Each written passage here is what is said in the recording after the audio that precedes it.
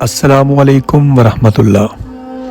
ناظرین، آج کی اس ویڈیو میں ہم بات کریں گے حضرت لوط علیہ السلام کی قوم کے گناہوں اور ان پر واقع ہونے والے عذاب کی تفصیل کے بارے میں۔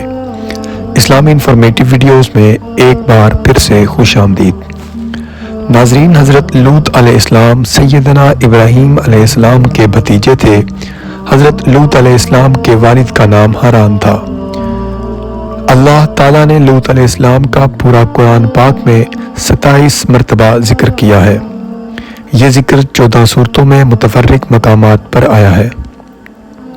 ناظرین، قوم لوط نے ایسی برائیاں ایجاد کی جو ان سے پہلے دنیا میں کسی نے نہ کی تھی، جن میں سر فہرست غیر فطری جنسی عمل تھا، یعنی وہ اپنی جنسی ضروریات کو پورا کرنے کے لیے عورتوں کو چھوڑ کر مردوں کے پاس جایا کرتے تھے۔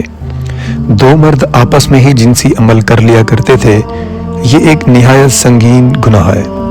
ناظرین، اللہ تبارک و تعالیٰ نے حضرت لوط علیہ السلام کو ان کی قوم کے پاس بھیجا کہ وہ ان کی رہنمائی کر سکیں، مگر جب اس قوم نے اللہ کے نبی کی بات نہ مانی اور ان کی سرکشی اور گناہ حد سے بڑھنے لگے، تب اللہ تبارک و تعالیٰ نے ان پر اپنا عذاب نازل کیا۔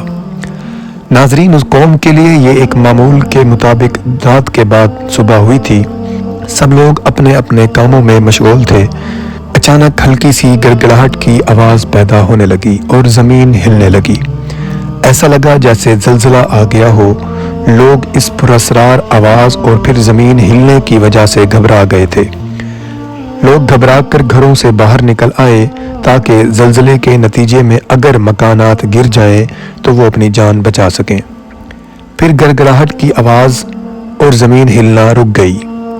چند لمحے سکون رہا، پھر زمین اتنی شدت سے ہلنے لگی کہ مکان گرنے لگے۔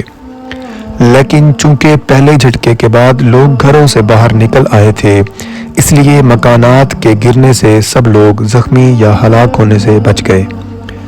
زمین کی حرکت میں شدت آتی جا رہی تھی۔ لوگوں نے دیکھا کہ زلزلہ صرف اسی حصے میں آ رہا تھا کہ جس حصے میں شہری آبادی تھی۔ اس علاقے کی زمین ارد گرد سے کئی فٹ اونچی اٹھتی ہوئی محسوس ہوئی۔